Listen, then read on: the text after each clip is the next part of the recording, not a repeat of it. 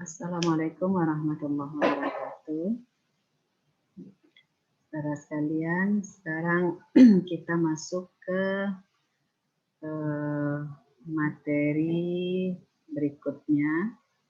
Bagaimana cara menganalisis keluasan materi dalam buku siswa. Nah, sebelum itu saya perlu menjelaskan kepada Anda semua kembali terkait dengan KD. Nah, di layar Anda sudah saya kutipkan beberapa KD yang ada di dalam Permendikbud .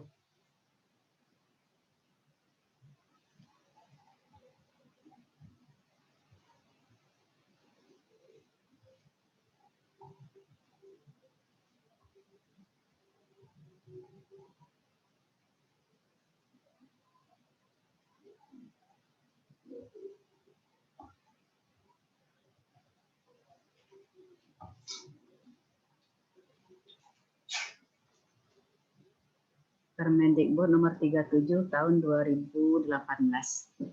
Nah, saya ambilkan dari KD 3.1 untuk kelas 11. Nah, di sini bunyi KD-nya adalah menjelaskan komponen kimiawi penyusun sel, struktur, fungsi, dan proses yang berlangsung dalam sel sebagai unit terkecil kehidupan. Nah, kalau kita membaca KD, ada dua hal yang harus diperhatikan. Yang pertama, kata awalnya, kata yang pertama, kemudian yang di belakang kata tersebut. Nah, kata yang pertama ini menggambarkan kompetensi yang harus dicapai oleh anak setelah mempelajari materi ini. Jadi saya ulangi, kata di awal itu adalah kompetensi yang harus dicapai anak setelah mempelajari materi ini. Di sini kompetensinya adalah menjelaskan, maka setelah proses pembelajaran anak harus bisa menjelaskan. Apa yang bisa dijelaskan oleh anak? Yang pertama, komponen kimiawi penyusun sel, kemudian struktur sel, kemudian fungsi dari masing-masing struktur tersebut, dan proses yang berlangsung dalam sel sebagai unit terkecil kehidupan. Jadi kata yang atau kalimat yang ada di belakang kompetensi ini adalah materinya. Jadi ada dua hal yang tergambar dalam KD. Yang pertama kompetensi yang akan dicapai, kemudian materi yang ada di dalam bahasan tersebut, KD tersebut, ya. Jadi di sini materinya tentang struktur komponen kimia penyusun sel. Nah, kita lihat KD yang lain. KD yang lain adalah 3.2, ini KD 3.2 dari kelas yang sama, menganalisis berbagai proses dalam sel yang meliputi mekanisme transport membran, reproduksi, dan sintesis protein. Nah, jadi kalau kita ingat yang pertama tadi, maka kompetensi yang akan dicapai adalah menganalisis apa yang bisa dianalisis oleh anak, atau menganalisis apa yang harus dikuasai oleh anak adalah berbagai bioproses atau proses biologis yang terjadi di dalam sel. Apa saja itu? Mekanisme transport pada membran, reproduksi sel maksudnya di sini, dan sintesis protein. Nah, ini bioproses yang ada di dalamnya. Jadi materi yang harus dibahas pada KD ini adalah bioproses dalam sel, kemudian mekanisme transport membran, reproduksi, dan sintesis protein. Reproduksi yang maksud di sini adalah reproduksi sel.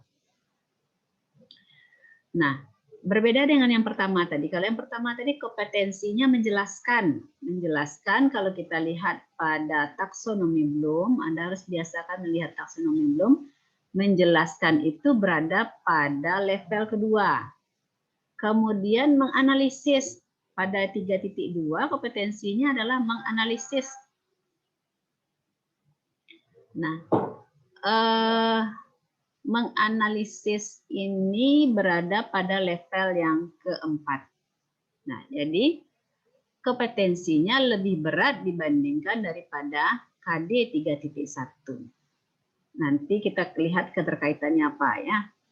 Nah, kemudian kita lihat KD yang lain. KD yang lain ini KD 4.1 menyajikan hasil pengamatan mikroskopis struktur sel hewan dan sel tumbuhan sebagai unit terkecil kehidupan.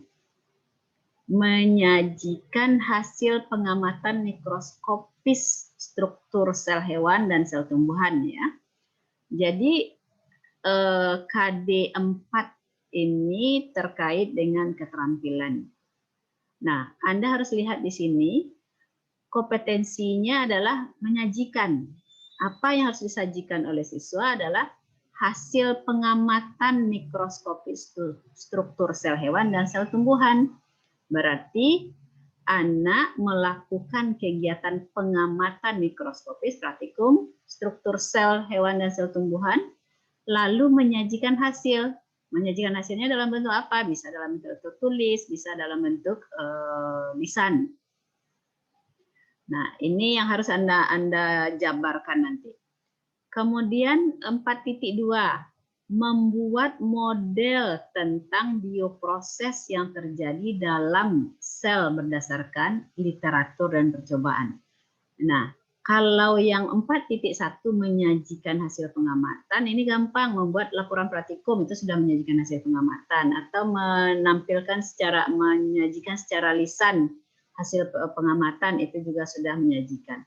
Tetapi yang 4.2, coba lihat, ini membuat model tentang bioproses. Jadi kalau bioprosesnya misalnya tentang mekanisme transport membran, dia harus bisa membuat bagaimana cara atau bagaimana proses transport pada membran. Membuat model di sini ada macam-macam, bisa dengan mungkin animasi, mungkin juga dengan gambar, atau mungkin dengan benda 3 dimensi gitu ya. Jadi yang 4.2 ini jauh lebih berat dibandingkan dengan 4.1. Nah, itu yang harus Anda perhatikan dalam membaca KD. Nah, Anda sudah dibagi, masing-masing sudah dibagi satu KD dan Anda sudah membuatkan listnya. Nah, itu yang harus Anda perhatikan dari KD Anda masing-masing. Nah, sekarang kita masuk ke indikator. Indikator ini turunan dari KD. Jadi KD itu masih sangat luas, sulit untuk dinilai ini tercapai atau tidak. Nah, untuk melihat ketercapaian KD ini, KD harus dibagi-bagi menjadi bagian-bagian yang lebih kecil. Bagian yang lebih kecil itu disebut dengan indikator. Nanti Anda lihat dalam standar isi apa yang dimaksud dengan indikator pencapaian kompetensi. IPK, singkatannya IPK, indikator pencapaian kompetensi.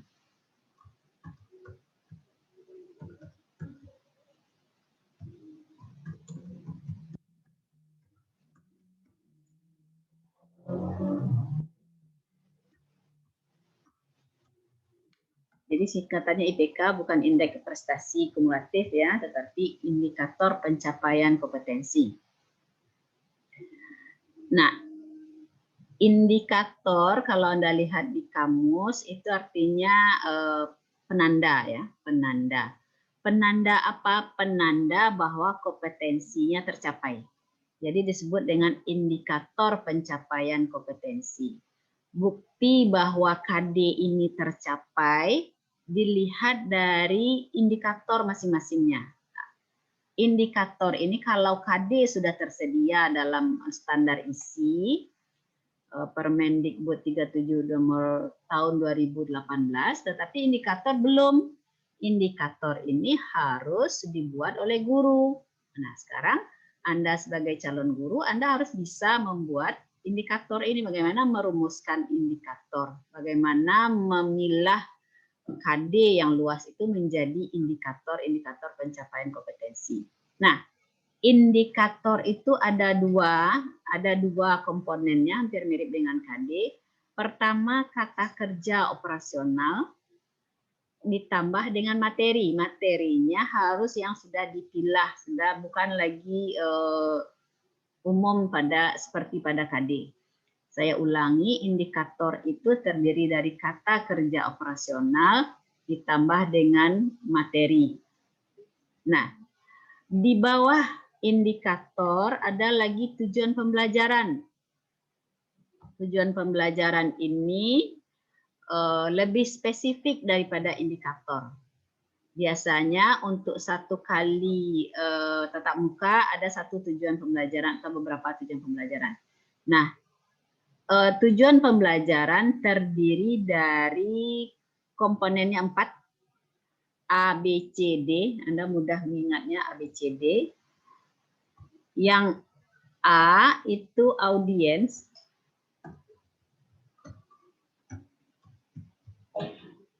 Audiens, mudah, siswa atau peserta didik, ya. Kemudian B-nya behavior. Nah, behaviornya ini yang KKO-nya, kata kerja operasional. Nanti kita lihat apa itu kata kerja operasional. Kemudian C, condition. Kemudian D, degree.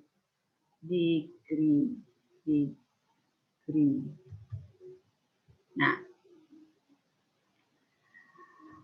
audiens tadi peserta didik, kemudian behavior dapat mengapa gitu ya, kompetensinya, kemudian condition melalui proses pembelajarannya bagaimana atau kondisi pembelajarannya bagaimana, itu yang maksud dengan condition. Degree, kemudian ini capaian yang ingin kita capai ya. Nah, sekarang kita balik ke KKO pada indikator. KKO ini bisa Anda cari, lihat, tinggal memasukkan kata kunci di Google. KKO untuk kurikulum 2013. Silahkan download KKO-nya. Yang dimaksud dengan KKO atau kata kerja operasional yaitu kata kerja yang bisa diukur.